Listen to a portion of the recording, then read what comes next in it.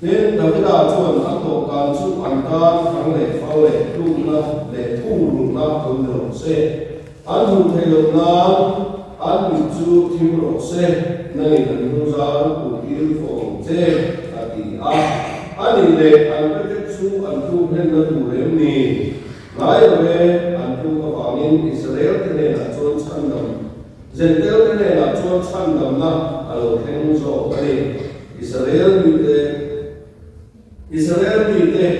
thì tiền là cái này thú vị quay một đấy in là gì anh tu có vào dân tiêu thế này là chăn đầm na alo khen ta cho cái này Israel bị thế thì tiền là cái thế anh sẽ khen đúng không cái này cái tiền thú vị là quay một không vậy anh tổ can chuẩn tan thằng lệ phơi lúc lệ thu đủ là đâu được rồi xe anh tu sam chụp một tiêu phong sẽ làm gì lại đi anh không ta là quay một đấy thì còn lúc đều nó tổ can đi quay một khúc mày lúc đều nó tổ can phím của nó chuẩn cần tổ can cân xéo đủ chẳng xin thì cần đeo đôi này mình sẽ làm được thế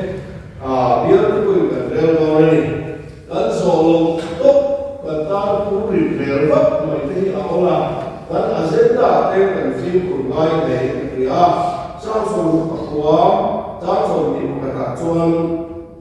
tất số ta em lùng khả mình sẽ để khả là cái túi hà mình quay thủ mình để thằng hoa tất cả online follow được sẽ chương trình thế này thì chuan là lý số Krista cho anh rung lên cả tam phần này thì chiến thế này mà hay là hàng các chỗ ta em luôn khả mình cái này là thiên khả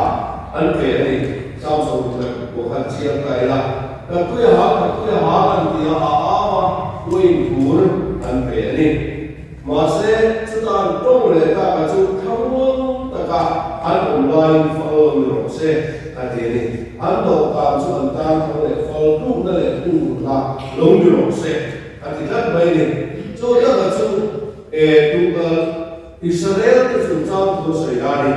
Israel cái chuyện anh rồi là cho Isua đi và sẽ anh rồi Isua kan một cái là gì anh khen về ta kalau mình trong xã hội sẽ là cái Israel rồi thì cái lâu vừa là anh mà là anh hay Isua nó một cái anh khen về ta rồi tức là cho là lý do Krista cả anh cho ta hình luôn thiên hạ đấy mình để anh đi cho nên quay thủ đó là điều gì này khá giống số khá anh tu là khá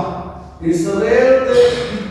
tu chia ra khá lớn người ta thì chúng ta cho anh tu anh rồi để nó cho nó cần thằng này phân đi chúng ta cho Israel thì anh cho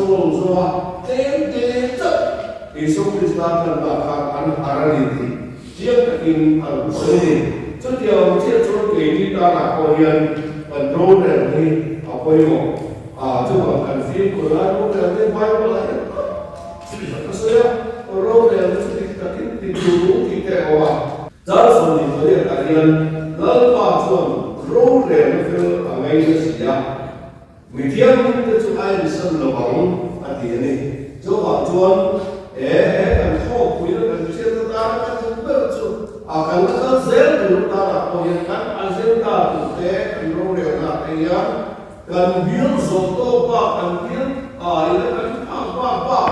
kan ta ku ri du tu te kan le te ya di lo du te ro kan le te ni chu wa chuan kan ro le na yan kan ro ai ni đầu tiên là cho cái đồ làm cho ta không thể phơi lúc đó là thu nó lố như độ xe anh dùng thể lực đó dùng thể lực phiêu độ xe nên là chúng ta cùng tiến phố trên đến thì anh thì cái điều này sẽ là chúng ta trước tiên là lúc cho ra lại đó mà hiện của nó là chuộc lại anh đi đó đầu tiên là chúng cầm sao cho một cái sợi ở bên khác chú bảo cho cái video của mình là chuyện gì ở bên một bên cái đó là sử dụng đi xe lên ở thẳng này lớp còn là thu được sự tham gia ta trong số xe